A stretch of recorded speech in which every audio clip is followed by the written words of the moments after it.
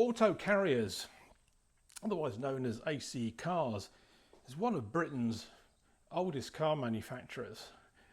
In fact, it's probably the oldest one in existence today that still actually produces cars to a degree. It was founded in 1901, and it was renowned really for building sort of specialist low volume cars, sports cars, but it also got involved, of course, notoriously in building the disabled carriages as well, which were that was a deal with the government in the 1960s. They built a version of the Invacar. But AC was probably what they were least renowned for. What they were most renowned for was this. The AC Ace debuted in 1952, and it used an old six-cylinder engine that itself dated from before World War II, and that engine was a Bristol engine. Bristol, of course, being a very another old nameplate, makes very bespoke cars, no longer unfortunately, but and it was also renowned for building buses. But they were engineers too, and the AC Ace used one of their old engines, as I said, before the war.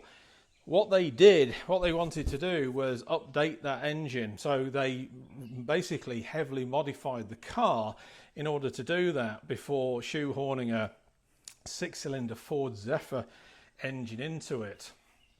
That was in 1962, and they put it into a chassis called CSX 2000. I'm Darren Walker, and this is Auto Atlantica. CSX 2000 was the very first chassis that AC built as a Cobra, the replacement for the Ace. And it was designed to be sold on both sides of the Atlantic, but Ford had an arrangement with Shelby in California to sell versions of this car. That's how in Europe it was going to use the Zephyr's engine. AC took the engine and gearbox out of the CSX 2000 chassis and shipped the body and chassis over to Shelby in California, who promptly put a massive V8 in it. From that point on, the Cobra became synonymous with Shelby. Name's Carroll Shelby, and performance is my business. Shelby initially shipped two of his prototypes to Silverstone in England, where it clocked over 150 miles an hour with amazing handling, and Ford was sold. He went on to put more and more powerful engines in these cars, consistently beating the Corvette. They built these cars for racing enthusiasts for 5 years. Since then, there have been official Ford run-on models since the 1980s, and these days the official partner for those is Superformance in South Africa. That is who is tied in with Ford and AC in order to build them. Backdraft is the other big one in South Africa, and I've got some friends of mine that have a Backdraft Cobra. There are about 10 or so companies that make replicas in the United States. Factory 5 in Massachusetts is one of them. It's not the oldest. They've been building these since the mid-90s, I believe. But they've built the Mark III and the Mark IV Cobra. This is a Mark III. Factory 5 offer these primarily as kits for people to buy and then to build themselves. The original owner of this particular car did exactly that. He lived in southern Ohio, and he spent about 2 years putting this car together. Now, this is meant to emulate the race car. There's no bumpers on it, for instance. It's very low. It has extremely low profile tyres on it as well. The 5-speed gearbox linked to a standard 5-litre Mustang V8. But boy, doesn't it look the part. It sounds the part as well. I'm very grateful to Mike today for allowing me to do this. Again, this is basically to sample how the car drives and how it rides on these wonderful Ohio back roads that we've got around here. And it's not about, I'm afraid, wheel spinning and track day stuff. Maybe another time. But this car, Mike, the owner of this car, he does not race it. He uses the car basically as a thrill ride around these lanes, and you can get just as much enjoyment doing that, and that's likely what I would do as well. That's where we're at with some of these high performance cars that I drive on the channel. I did get some comments about the Fiero video that I made, but as I pointed out, these videos are about being informative as well as entertaining. But there are other channels if you want to see that tire smoking stuff, but that's more than my insurance value is worth, I'm afraid.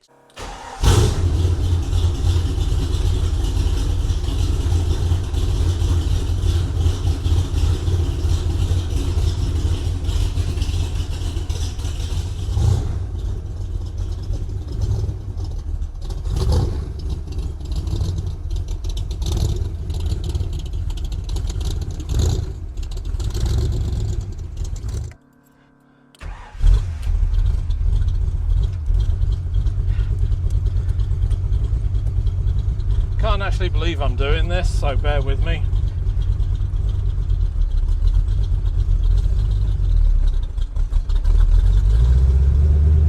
Good Lord. This is a true race car experience, even on the driveway. No power steering in this thing.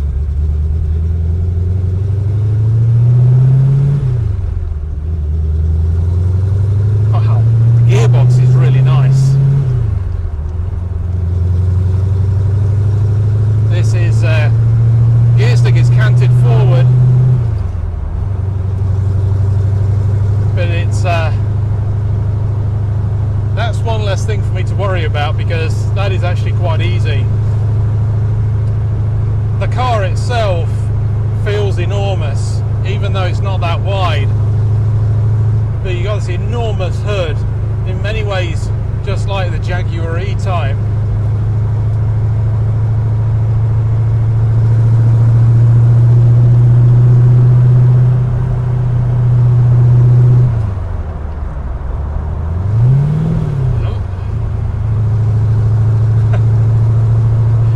So we've got a bit of a hill start coming up, so that's going to be quite interesting.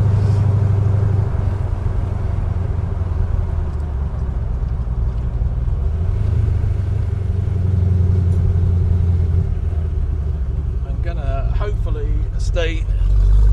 There we go. There's nothing coming, which I'm quite grateful for. Now, Mike was saying, because I was asking him, we got the license plate 64 Cobra on the back, so I was asking if it was a 64 chassis, but it's that the body is a replica of the 64 shell, 64-65 shell.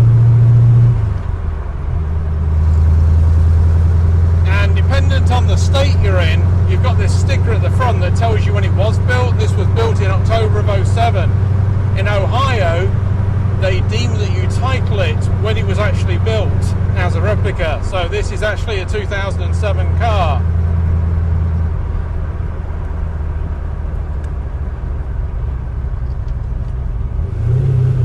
Whoa! Man, it takes a while to brake.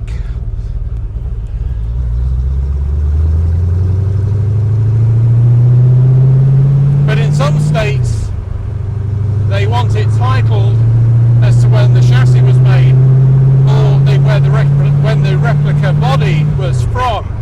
So in some states, this will be a 64 or a 65 car, but not here in Ohio.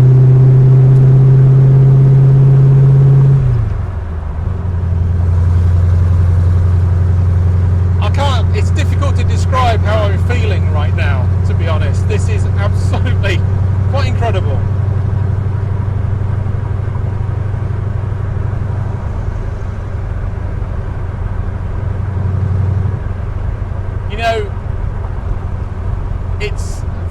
intimidating, this thing. Particularly the brakes. Power is off the chart. The way that it sounds is off the charts. That's what you wanted to hear, right? Yeah. But I've just done one lap around the block and I already feel like I'm relating to it more. It is just incredible. It's an amazing feeling. I feel completely privileged. Just amazing.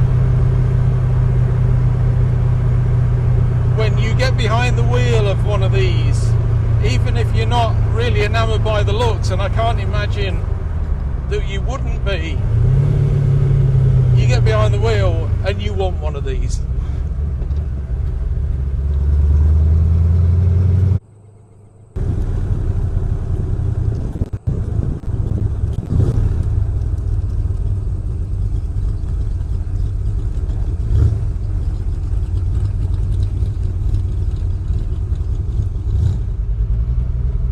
Where do you want me to park it, Mike? Just in front of the garage there? Yeah, that's fine.